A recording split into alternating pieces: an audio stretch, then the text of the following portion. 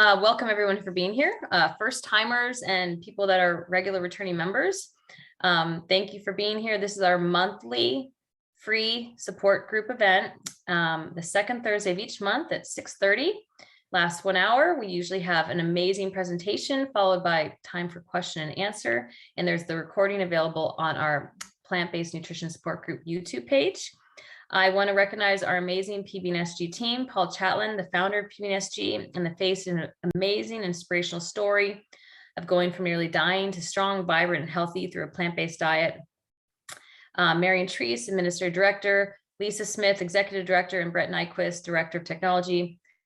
And also our amazing team of specialized hosts that each lead their own monthly support group meeting through our membership platform. For those that are not familiar, we do have a membership platform. For only $20 a month, you have access to our 8 different specialized support groups and our 3 different virtual events that we hold a month. Our specialized groups we have an obesity group, a weight loss group, diabetes, athletics, the list goes on. And so you can access as many of those as you want each month. It's held on the same day and time for each host. And then there's also the recording in your platform. So those are just some of the perks of our membership. For those that don't know me, my name is Megan Burt, and I'm Director of Support Groups with PBNSG.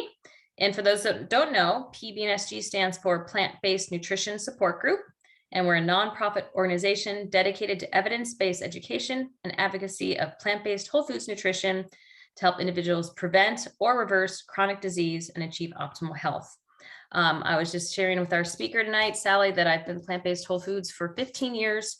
And I'm raising a plant-based whole foods toddler. He's 5.5 now, and he's thriving and has more energy than any 5.5-year-old I've ever seen, never gets sick. And I credit this to his diet, since I believe that food is fuel, it is medicine. So we're all here to learn more about that. So as I mentioned earlier, PBNSG is well into our new membership platform. We're about 6 months into it. If you want to learn more, visit our website, pbnsg.org. There's a little video that can summarize everything that we offer. And some upcoming events to be aware of. 6:30 p.m. Eastern, Thursday, November 18th, our holiday extravaganza. Amazing chefs, including Lauren Bernick, who's our heart disease specialized host, and Karen Dugan and Shane Martin will be doing different holiday treats, walking you through how to prepare for both Thanksgiving and Christmas. Or no, I don't want to call it Christmas, the holidays, hence the name Holiday Extravaganza. Wednesday, December 1st, we have Lori Marbus, MD. Thursday, December 9th, that's our next community support group meeting. That's what we're in right now. And we have Kayla Slater. She's our specialized host for our athletics group. She's a wealth of knowledge when it comes to being active, fit, having energy, training for a marathon, whatever you're doing. She'll be presenting for us in 1 month from today. And then on December 15th, we have Brittany Giroudi, our culinary series, another amazing chef she'll do a fantastic demo. So that's what's coming up. And I also want to let everyone know you can follow us on Facebook, Instagram, or Twitter, and that we're about to launch, which we're pretty excited about, PBNSG coaching. So if you need that extra support, we'll be ready to offer that in the next, hopefully, month or two. So keep your eyes out in your inbox for that information. So without further ado, I want to introduce our speaker for tonight, Sally Lipsky, and she's going to discuss mindfulness, meditation, and changing eating habits. Sally Lipsky, PhD, is a plant-based nutrition educator and author. She's the founder of the nonprofit Food for Health, leader of PlantBased Pittsburgh, author of Beyond Cancer, The Powerful Effect of Plant-Based Eating, and a yoga instructor. I will type in Sally's website and email in the chat box. And of course, this recording will be available on our YouTube channel within 48 hours. So without further ado, Sally, you have the floor. Thank you for being here. Well, thank you, Megan.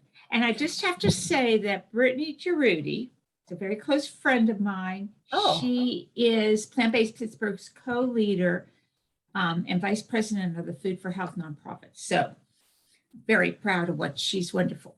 She's fantastic. Yes, she is. Okay, so let me, and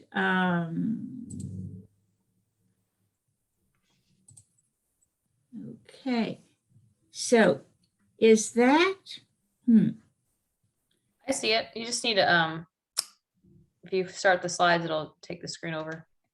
Yeah, okay. I just want to make sure everybody, that's good for your end. Okay. So let me just tell you a little bit quickly. I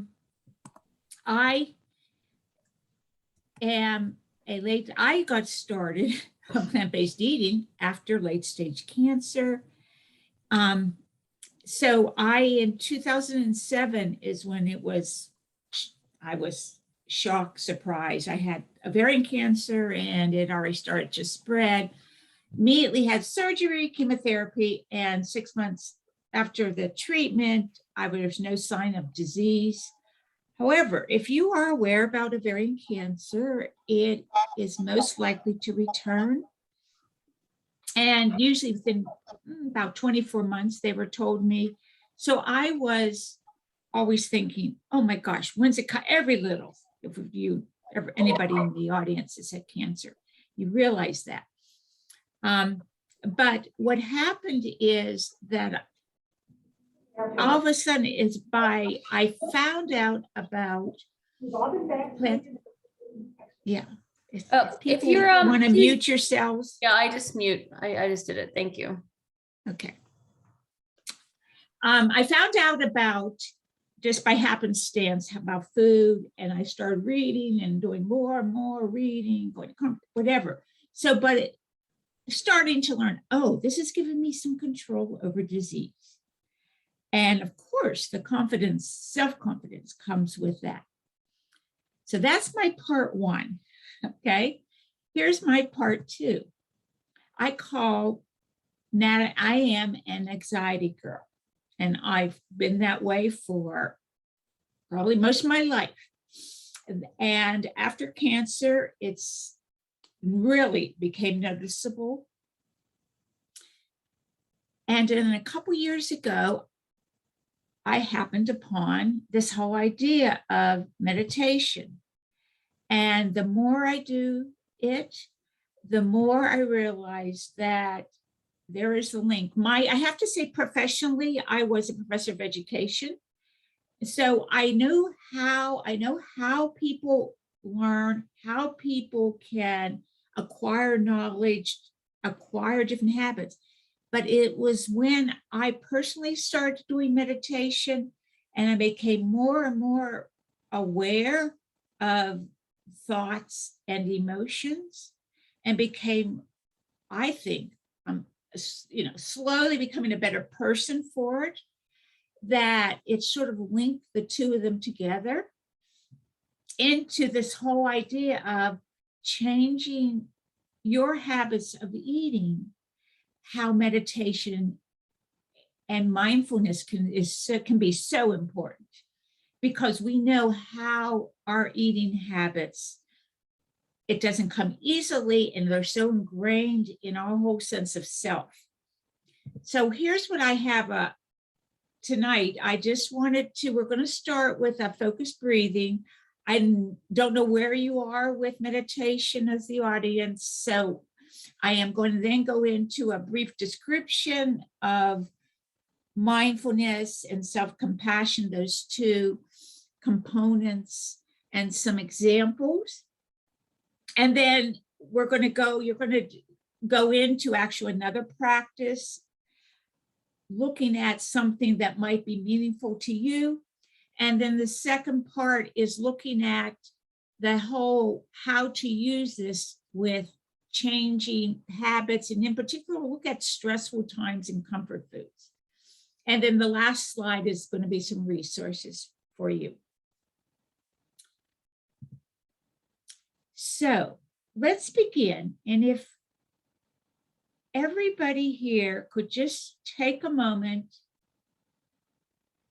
close your eyes, and just feel a sense of relaxation,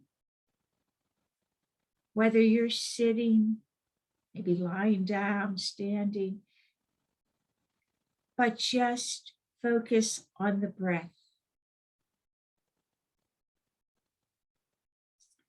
As you breathe in through the nostrils. Just be very aware of the breath coming from that diaphragm. And then do an equally easy, deep exhale. Again, a big diaphragmatic inhale, maybe even putting your hands over your belly to feel that diaphragm and chest move, expand. And then a really easy exhale as you feel the downward movement. Know that it is the breath that is so important in centering ourselves, in relaxation, and to optimize that, just sort of think 5 seconds in, maybe working your way up, counting to 4 or 5, and then slowly release, counting downward till you hit number 1. So it's about a 5-second inhale, 5-second exhale. Be mindful, it is that exhale that triggers our stress. It deactivates the stress, triggers our sense of ease.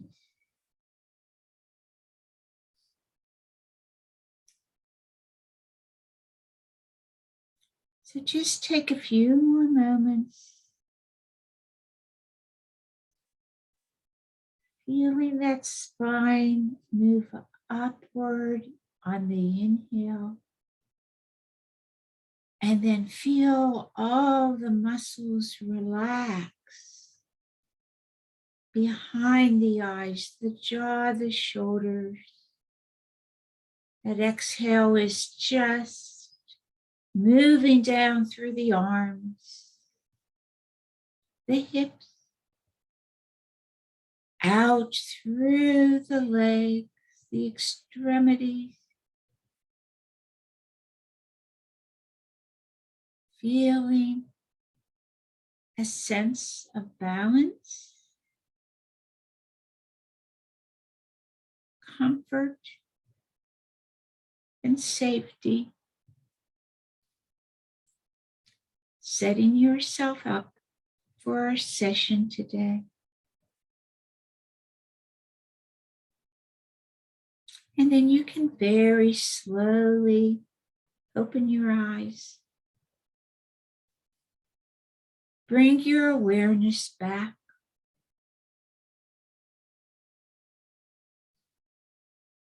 And hopefully,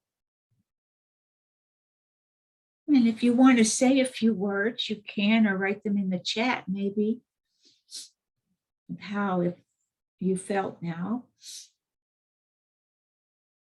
And we'll move on to our next slide.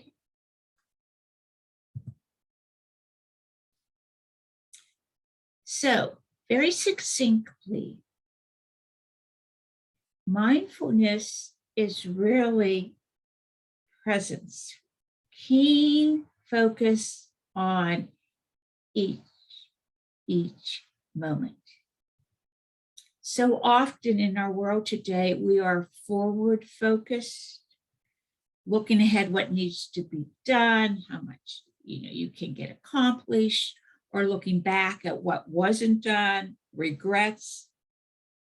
So what you're doing is you're really, with mindfulness, you're training your mind to bring your focus to the present, because that's all you have. Nothing is real except this experience right now.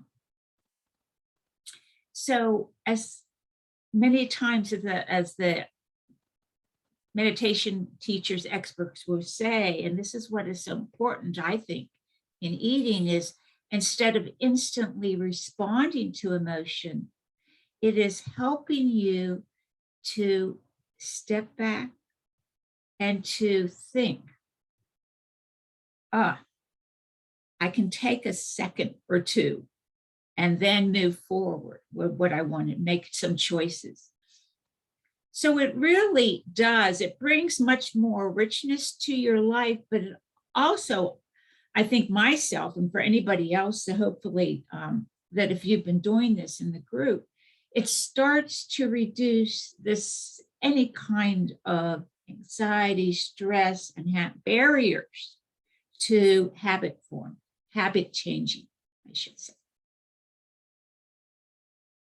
So if you can sort of meld that sense of mindfulness with what is often called self-compassion. Self-compassion is really looking at yourself. I like this, as a friend, giving yourself a hug, In other words, accepting your things that aren't perfect, because there's no such thing as perfect. You can say that in yoga. No competition, no perfection.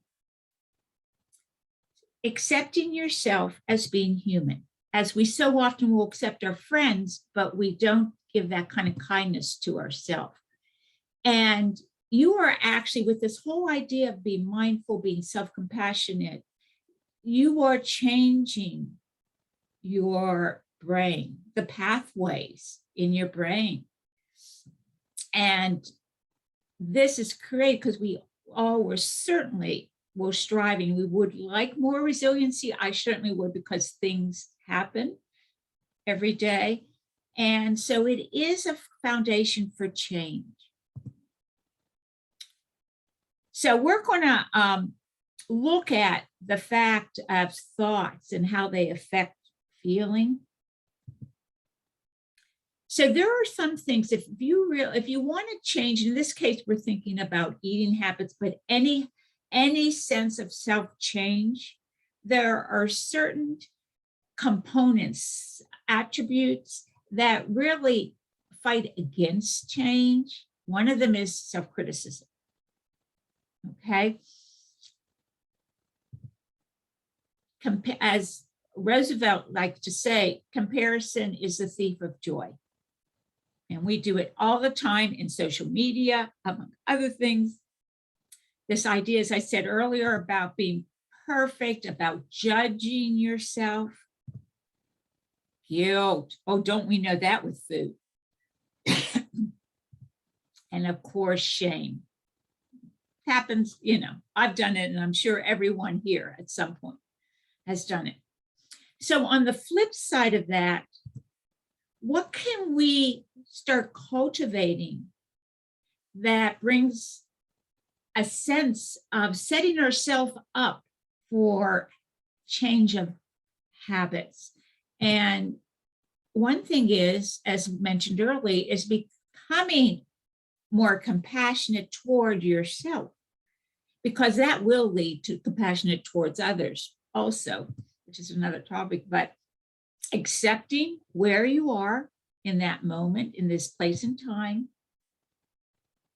being open, because that acceptance, that self-compassion makes you more openness to trying something new, to a change in habits. Self-love sounds a little gushy, doesn't it? Maybe, self-friendliness, that you have, I like yourself. That would be it. But where you're doing is you're just taking a step back and caring for yourself. And I say, especially females are, though it happens to males too, but they're so driven to care for others, that this whole idea of self-love, self-care sometimes is more of a hill to climb. I'm not going to say mountain, hill. So let's take a look here at what are those thoughts that can lead to the stymie, this idea of change. And usually they're what are called extreme thoughts. So I have to do this. I should, it's the no room for error. I should never have that chocolate chip cookie. Okay. I was terrible at work today. I always should do all those kind of, these are in a lot of the cognitive behavior, but they are the extreme thoughts. And what almost triggers that emotional is, that comes this negativity, this stress, the anger, the internal pressure, but also the physical, because you're going to, if you get an emotional response, you're going to have something physical going along. And if it's negative, oftentimes it is that shallow breath, that appetite increasing or decreasing, sleep increasing or decreasing, that tightness within. So here's some examples. I'm going to put up a few examples for you. I have to cook a dinner my whole family will like. Okay, so what does the result of that thought? Pressure. Okay, yeah, internalized pressure is very strong. I shouldn't have eaten that cookie. Oh my heavens, I shouldn't have eaten that pint of ice cream, whatever. It's angry, it's anger at yourself, self-directed anger, and what that leads to, of course, is the shame. I must exercise 45 minutes a day. That pushing and pushing. And if you're not, you can say, I'm feeling very frustrated. I'm a failure. I didn't exercise. I'm a loser. Okay, all those kind of self-talk. So just some examples of how you yourself can turn this around. And if you have questions while I'm doing this, the people, you're welcome to put questions in. As I said, there'll be questions at the end, but if you want to write them in the chat also.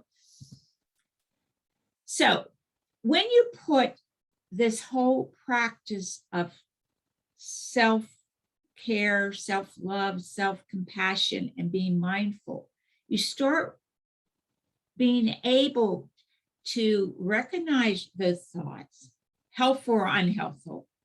And if they're not helpful, how to redirect them, how just a slight change in wording can make a huge difference in outcome. So let's look at the 3 examples that I had on my previous slide. I have to cook dinner my whole family will like. Now, if we take that have to and you're starting to say prefer, oh, that's a big change. There's some wiggle room there. So you could say, I prefer family members enjoying it, but the main point is we're together. Whole different perspective.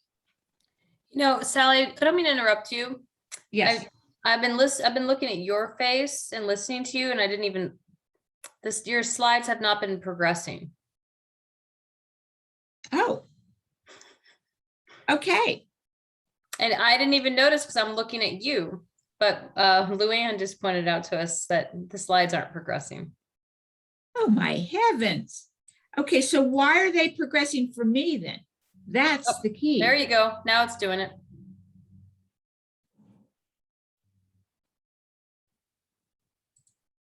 Now you see it. You're on slide 10 of 18. Oh. So should I be going back? No, it's fine. I'm talking and listening to you. So okay. I was so enthralled with what you're saying that I didn't even notice. So well, I didn't even look in the chat. Yes. So I'm glad the participants say, hey, something's going on here. Very good. Okay. So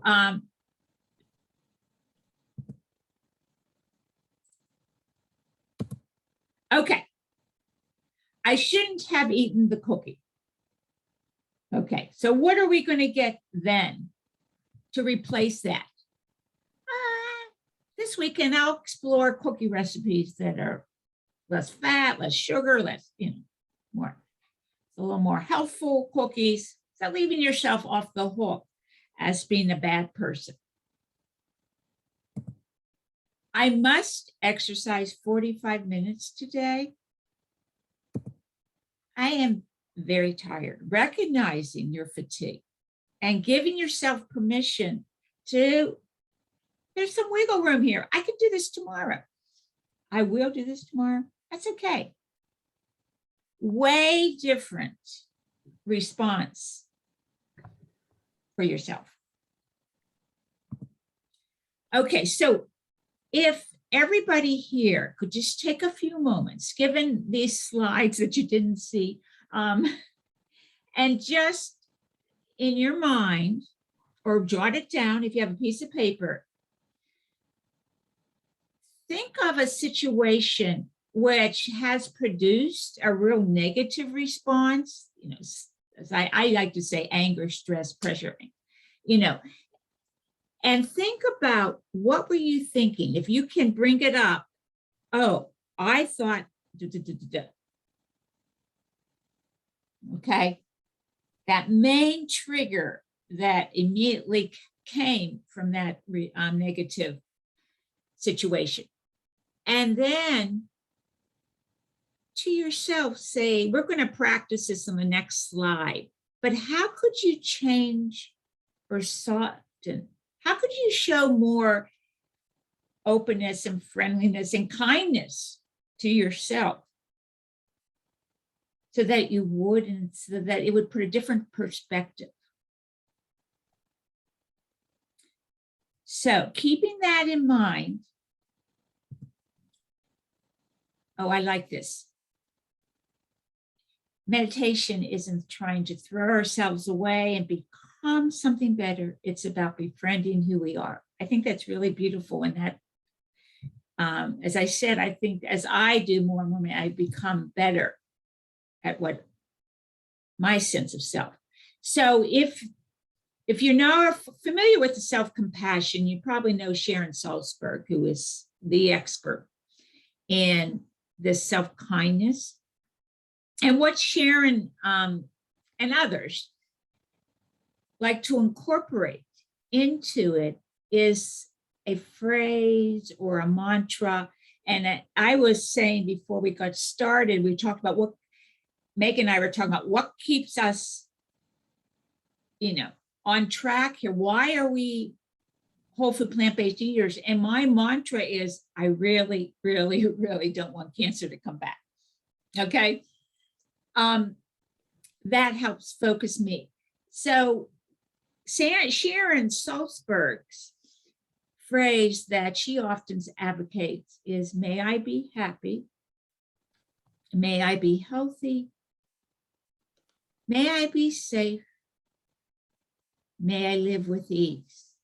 So I thought what we're going to do is we're just going to take a couple minutes. It'd be a very short one, but I'm going to get you into to talk you through another meditation where each of you will use the self-compassion mantra, and then you can think through your own situation and see what happens. So again, if you will close your eyes and settle into the breath.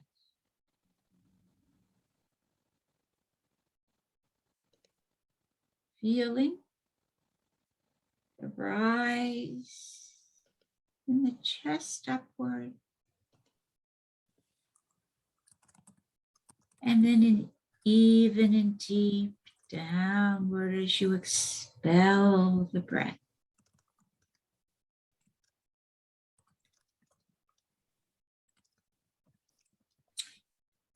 As you sit there, just be aware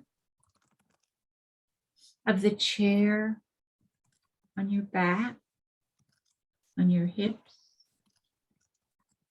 Maybe feeling your arms on an armrest or on a table.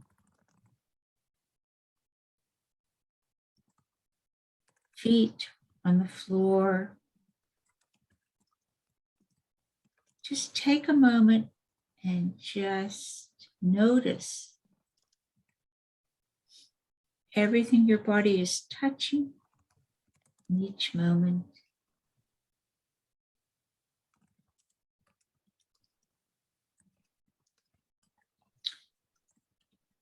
And then we're going to start our meditation here. In your mind's eye, you can say to yourself, may I be happy. May I be healthy.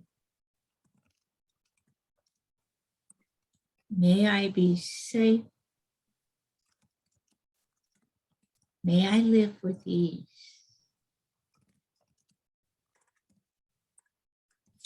As you repeat those phrases to yourself,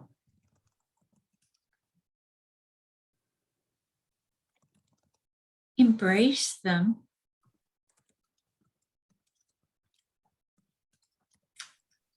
See if with each breath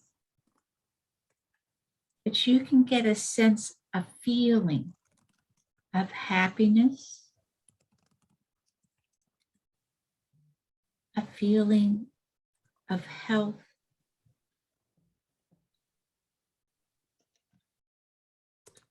of safety, and of course of ease.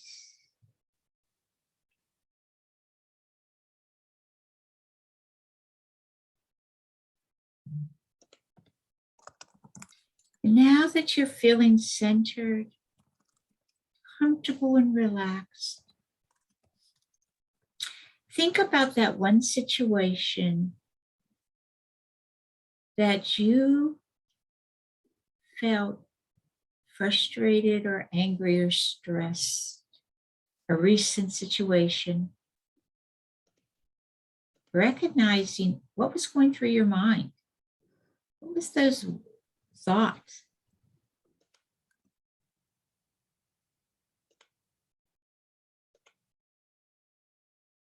And then take a few moments and picture that same situation, but with different triggers as far as how you thought of it, different word choices.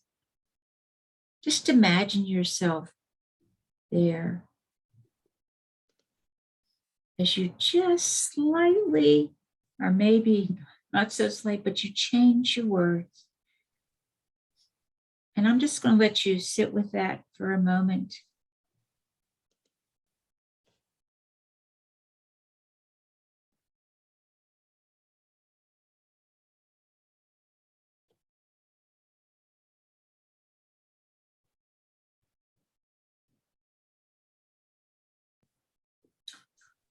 We know that to be really beneficial,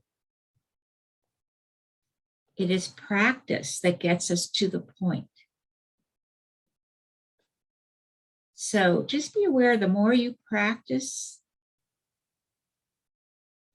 self-compassionate meditation, the more it does become ingrained, and you will slowly over time see a difference. So you can open your eyes and just, get your gaze back.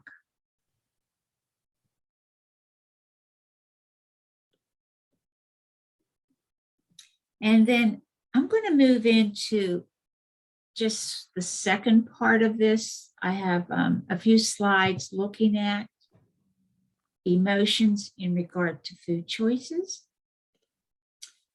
So there is this cyclical habits that we form.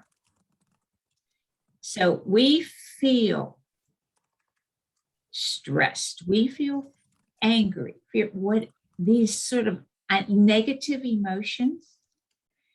And oftentimes what we want, what we're craving is those foods and drinks that bring us comfort.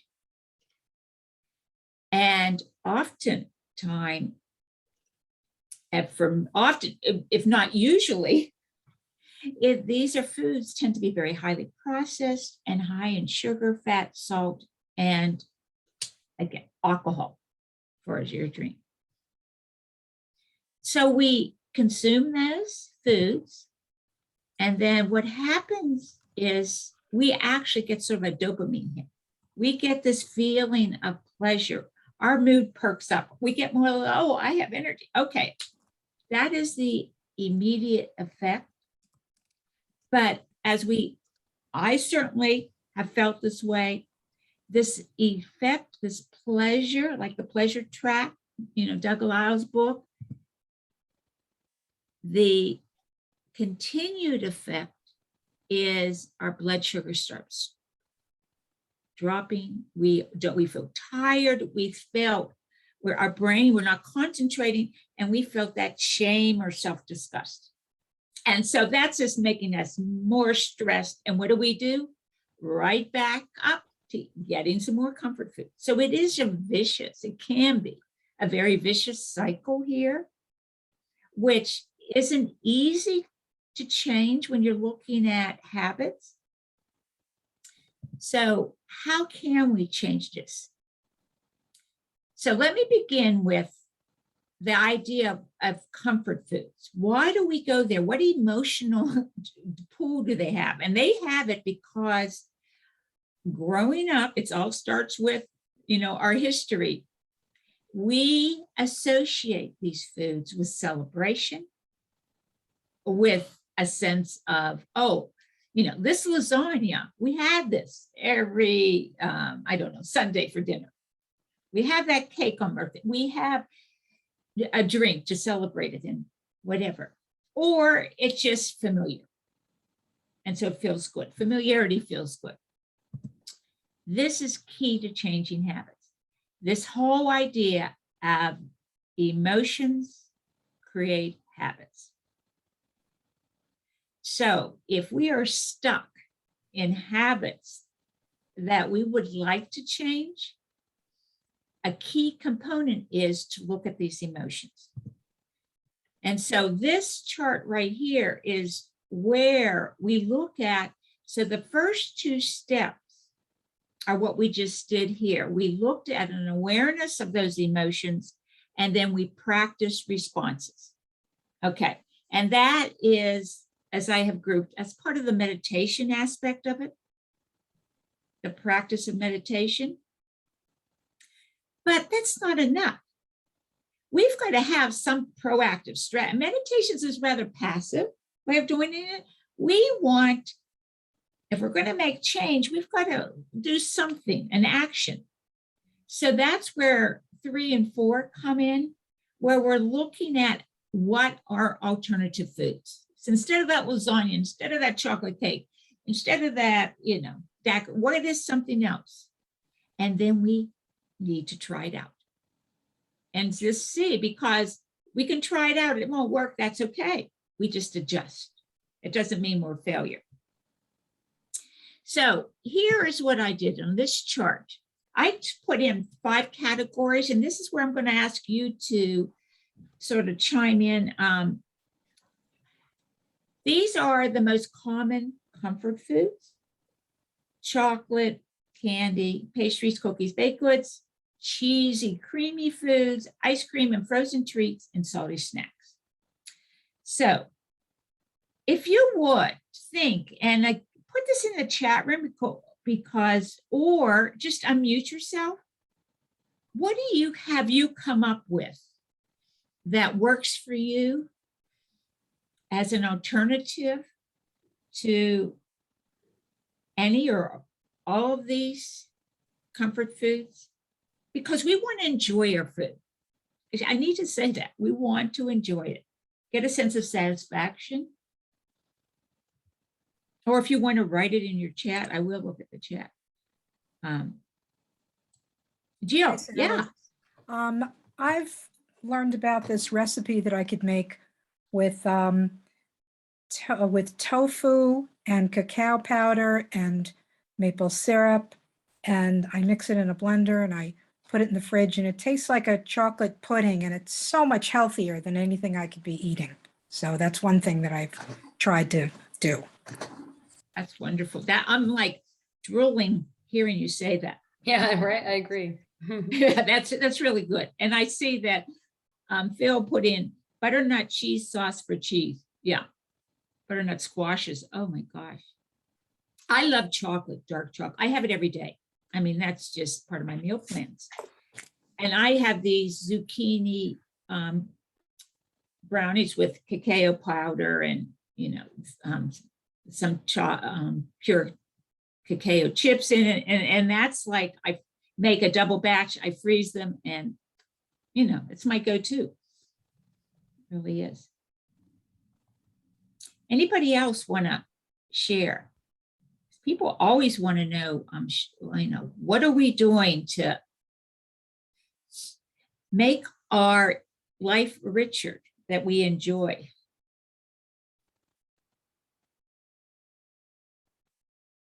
Frozen bananas, I have them in my freezer all the time. Yeah, yeah, dates equal candy. You're absolutely, that's a good point. Absolutely. Yeah. That's why I like Brittany's recipe, Brittany Gerudis, because she uses dates, date sugar. And yes. And by the way, we're doing a cooking.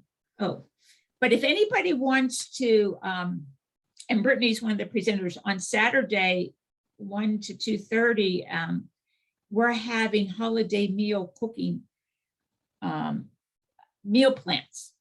And we're giving recipes and doing a cooking demo. So I could put that in the, if you're interested in want to sign up is what I'm offering you. You're welcome to do that.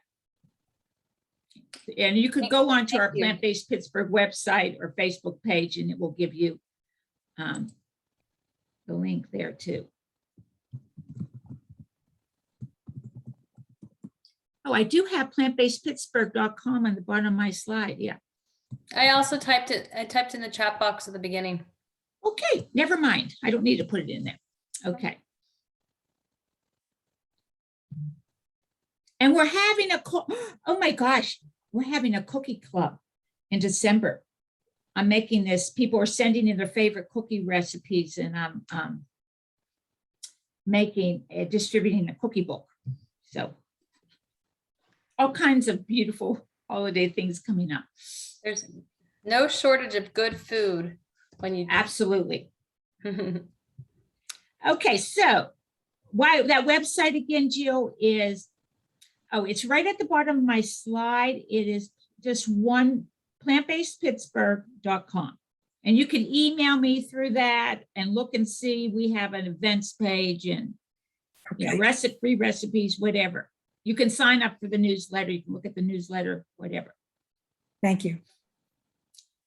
Okay, so where is this taking us? Well, it's not taking me anywhere right now. Also, okay. I want to allow like at least 10 minutes for Q&A. So we have about yes. This is my grand finale here. Okay. Okay. So you see the big smiley face. Okay. So we want to create healthier habits that reflect self-care. So when we feel, because we're human, we're going to feel anxious and stressed and unbearable and all those. We can go to our healthy comfort foods. Okay. And when we go to those health, we have stable blood. It gives the opposite effect. We have more energy. We're more alert. We have a sense of self-satisfaction. We enjoy it. And that's where we want to be. So this last slide, if you are, not familiar, if you want to take a picture of it or whatever, I can also send it to Megan I don't know if that will work. But these are my go-to resources because I think they're all wonderful resources.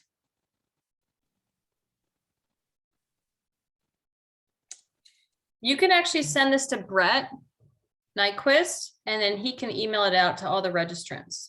Okay, that's what I'll do. I have a PDF already Yeah. for this. Okay.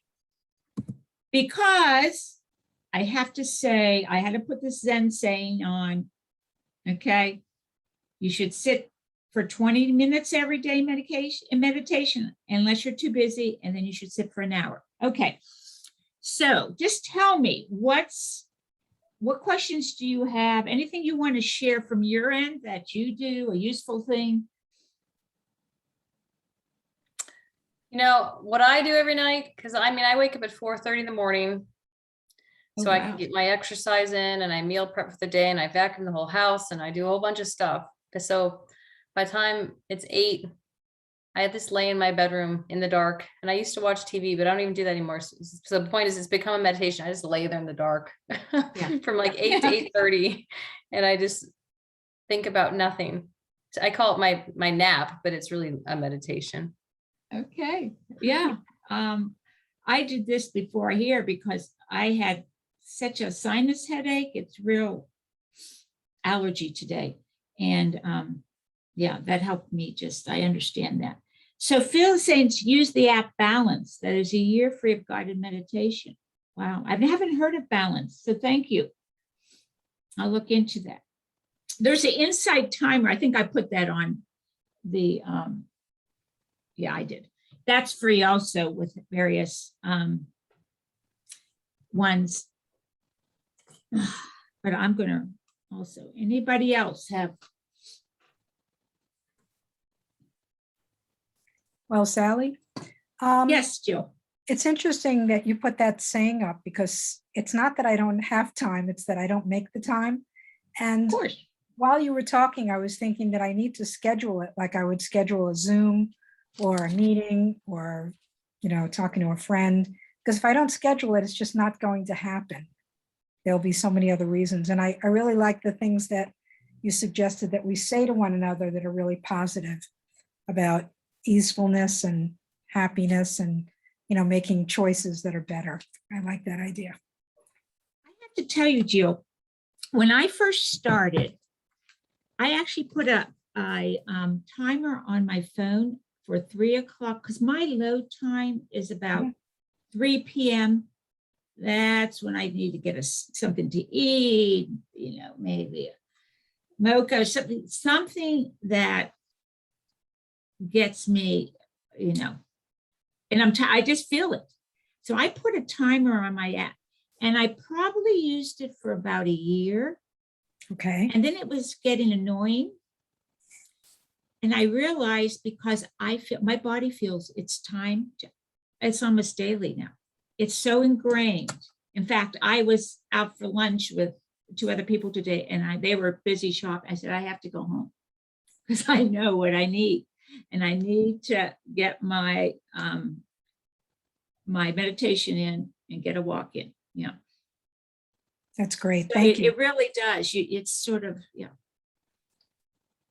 You'll feel it. I know. Well, does anyone else have any questions for Sally? We don't have a large group here. That's why there's not that many questions. Again, I think Yes. most people like to view the recording later on. The website, again, it's at the top, Jill, PlantBasedPittsburgh.com. Great. But Sally, I did thoroughly enjoy your presentation, especially since the whole focus wasn't plant-based nutrition. It was meditation and mindfulness, which is something we often forget about being so important with our overall health. And we're all here for health. We are here for health. And it blends in. It really is so important. It's another layer on it's all that whole related idea of lifestyle. Yeah. I mean, you're not going to be healthy plant-based whole foods and smoke cigarettes. So it's all connected to our overall health. So you're right, Sally. That's one of the reasons why I joined this group, is that getting the support of other people reminds me that I'm not alone, but it's still a constant reminder to make sure to keep making good choices and planning ahead. Like Megan said, with like just making things ahead of time. And you have to. It's like batch cooking, which is what I do. So, it's so important to stay on that target. And right. It really is. Really helps. And you know what? There's a survey that was done in 2014 that I like to refer to, because it looked at vegans and vegetarians, people who, so to speak, though I don't call it going, went off the wagon, who are former, Right. and they asked them to rank what happened. And the number one reason was they feeling isolated. They felt that they were by themselves socially with their family, whatever. They were not. And so it's just key. It's so key, that support of others and learning and sharing, that whole openness with others. It really does. And that's the whole point of PBNSG. And PlantBased Pittsburgh, you got it. Right. Yes.